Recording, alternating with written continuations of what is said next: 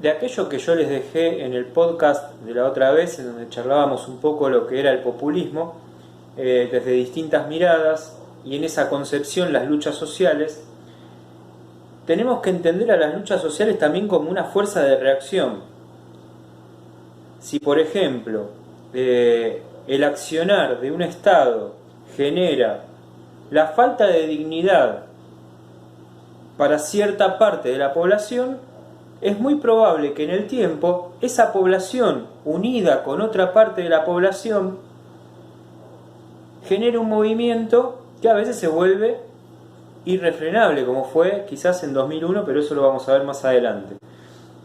Como fueron movimientos en la historia que conllevaron, decíamos, a un proceso de lucha que va obteniendo ciertas ganancias y beneficios a lo largo de la historia. Por ejemplo, la reducción de las horas de trabajo. Si no hubiera existido alguien que genere de repente una revolución ante el sistema, una lucha ante el sistema impuesto, no se hubiera podido romper con lo que ya estaba establecido como mandato del orden. Hay que trabajar 15 horas, hay que trabajar 12 horas. Bueno, todo eso tiene definitivamente en la lucha social un signo de romper con aquellas cosas con las cuales la sociedad no está de acuerdo. Y cuando decimos la sociedad decimos la sociedad entera que genera los mecanismos necesarios para llevar a debate esa discusión. Y acá se encuentran de vuelta los movimientos sociales, en donde nosotros hicimos un análisis de cómo los movimientos se iban sectorizando y se iban generando dentro del recorrido histórico una serie de movimientos que llevaron después a, por ejemplo, lo que es una lucha social de movimientos nuevos. Dentro de los movimientos nuevos podíamos entender el movimiento de piqueteros. Entonces, construir una lucha social también es construir un Estado. Si nosotros dejamos que el Estado haga lo que realmente le place, todavía viviríamos en los tiempos del Estado conservador, pero el mundo va cambiando.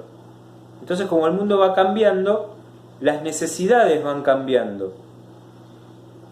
¿Y con qué rompe una lucha social? Rompe con lo simbólico que se impone y se preestablece como una norma. ¿Qué es eso de lo simbólico? Bueno, se arma un simbolismo de lo que es un trabajador o una trabajadora. En aquellos tiempos el trabajador o la trabajadora tenían que trabajar muchas horas de continuo, generando su propia indignidad, ¿sí? Porque en realidad lo que estamos hablando es un salario mínimo y un proceso de alienación en donde uno se va como metiendo cada vez más dentro de lo que es la fábrica y olvidando que lleva una vida social. Algo parecido va a pasar también con la ley de los inquilinos, que yo es a razón de eso que les dejé el video y que tengo por acá. Fíjense la situación, ¿no? A quienes ya hayan visto el video, si no, esto va con el video. En los años 80, a la luz de las epidemias que habían diezmado a la población de los conventillos, estamos hablando de inicios del Estado conservador, se alzó la voz de los médicos higienistas. Piensen en la actualidad. Estamos hablando en la actualidad de estos médicos que son infectólogos, que piensan el hacinamiento, que piensan la contrariedad de la vivienda, que piensan en el encierro como la solución a la peste. Ahora vamos para 1880. Diezmando a la población de los conventillos se alzó la voz de los médicos higienistas, como Wilder, Rawson y otros. Ante la indiferencia del Estado frente al hacinamiento y las deficiencias sanitarias de estas casas, advirtieron sobre la necesidad de prestar mayor atención a la preservación de la fuerza de trabajo, debido a la nociva influencia del ambiente del inquilinato sobre la salud de los trabajadores. Es decir, que acá el foco se pone en cuestión sobre el hacinamiento, la imposibilidad de tener una vivienda digna que le permita solucionar una crisis infectológica como la que se estaba viviendo en ese tiempo, una crisis higiénica en realidad, Hacinamiento es cuando todos están juntos y juntas en un mismo lugar, ¿no? Un recital, por ejemplo, es un espacio de hacinamiento. Bueno, lo que están planteando es, si ustedes quieren tener o conservar la fuerza de trabajo, por favor cambien la perspectiva de esto, porque así la gente se muere y se van a quedar sin fuerza de trabajo que produzca, y por ende los capitales extranjeros no van a ingresar al país. Fíjense del resultado del conventillo y del análisis de una crisis higiénica, cómo hay un montón de aristas que se van desperdigando a la hora de la conclusión de estos tipos. Entonces ahí, en esta huelga de los inquilinos de 1907, queda de alguna manera representado el interés de a lo que refiere justamente una huelga. Acá no están reclamando en 1907, más allá de lo que dicen los higienistas, no están reclamando cualquier cosa. Están reclamando una mejor condición de vida, están reclamando una mejor dignidad de trabajo, están reclamando, porque, a ver, el trabajo genera un salario, el salario ayuda a una vivienda más digna. Entonces, lo que están generando acá, en realidad, es justamente la reacción ante lo indigno de un Estado que proponía, o olvidaba, mejor dicho, invisibilizaba cierta parte de la sociedad. Lo que están proponiendo es romper con lo simbólico, que era ese mandato preestablecido de tanto tiempo. Romper con lo simbólico es entender, por ejemplo, que América no fue descubierta, sino que América ya existía, pero durante tanto tiempo se enseñó que América fue descubierta por los españoles. Entonces esto venía simbólicamente preestablecido de los mandatos europeos, que decían que ellos habían descubierto América. Digamos, como si hubieran generado que esto por arte de magia apareció un día y se descubrió.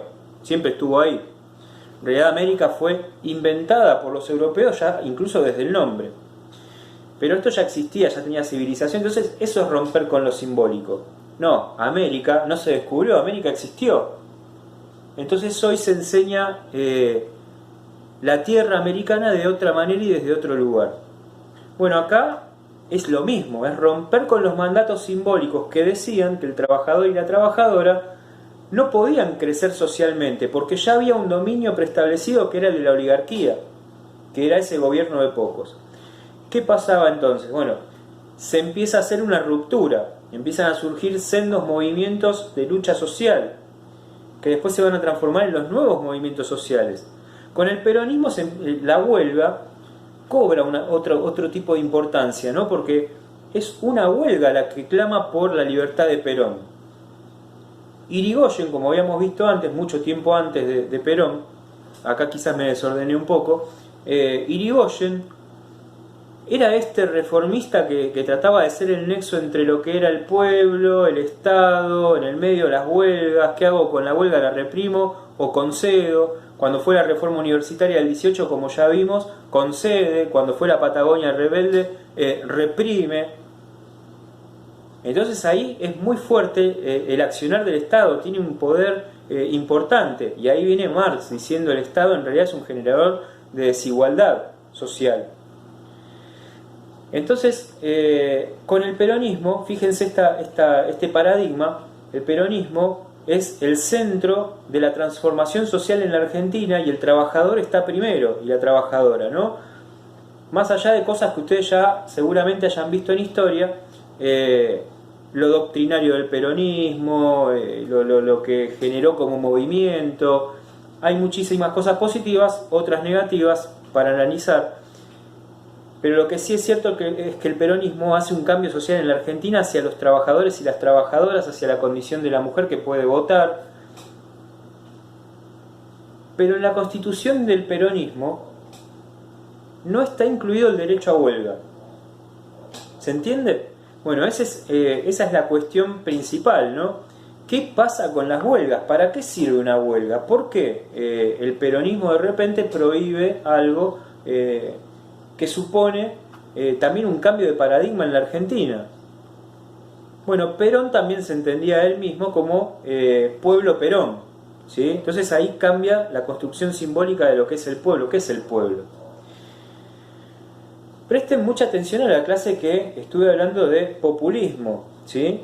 Porque estamos construyendo de alguna manera también una Argentina que se supone discute de alguna manera entre populismo, república, país.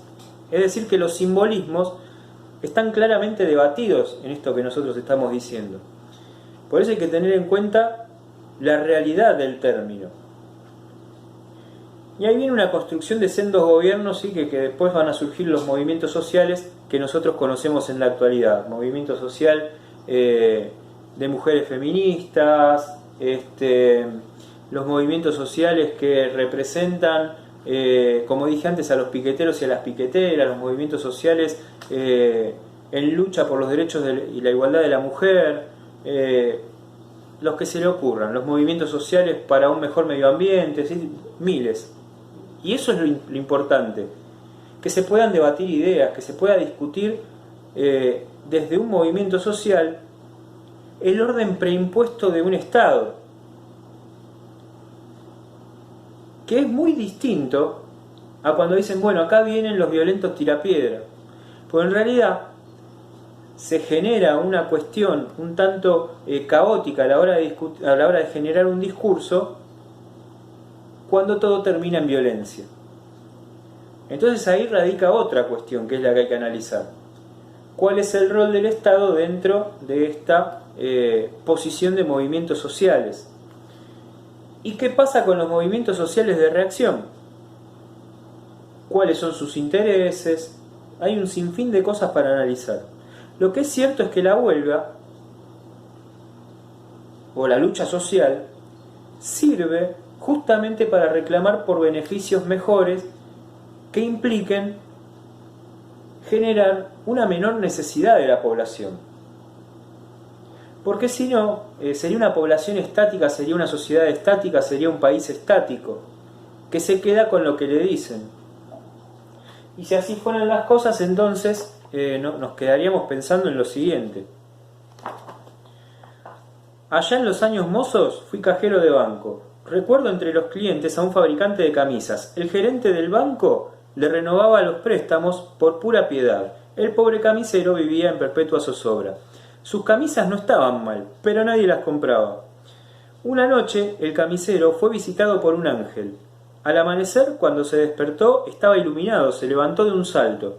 Lo primero que hizo fue cambiar el nombre de su empresa, que pasó a llamarse Uruguay Sociedad Anónima. Si ustedes ven las siglas, es USA. Lo segundo que hizo fue pegar en los cuellos de esas camisas una etiqueta que decía, y no mentía, Made in USA, Uruguay Sociedad Anónima, pero decía las siglas, USA, Made in USA. Lo tercero que hizo fue vender camisas a lo loco.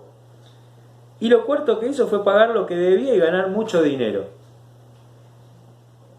El problema pareciera ser no es tanto lo nacional, sino que en realidad es lo impuesto y lo que simbólicamente imponen desde otros órdenes, ¿no? Entonces lo que cuenta también Galeano, en cuanto se cambia por Made in USA, la situación empresarial de esta persona cambia. Entonces, bueno, a relación de lo que estaba diciendo, una lucha social o una lucha por subsistir o por vivir o por mejorar las condiciones de vida dignas de las personas es también romper un poco con lo impuesto. Todo está escrito. El discurso tiene un orden. A través de los años, de la prehistoria en adelante, el discurso tiene un orden. Nosotros no sabemos dónde está nuestro orden. Nosotros no sabemos de qué discurso hemos construido nuestras opiniones. Porque, como decía, todo ese discurso, como dice Bourdieu, ya está escrito. ¿Qué hacemos nosotros y nosotras con ese discurso? Romperlo un poquito más allá de lo posible para generar que dentro de todo lo que ya está escrito y establecido se generen mejores condiciones dignas de trabajo, de vida, de sueños, de utopías, de progreso. Y en eso es muy importante no solamente entender los discursos y este orden del discurso que yo decía recién, sino los términos, las ideas. Es muy importante, porque fíjense cómo le pasaba al camisero.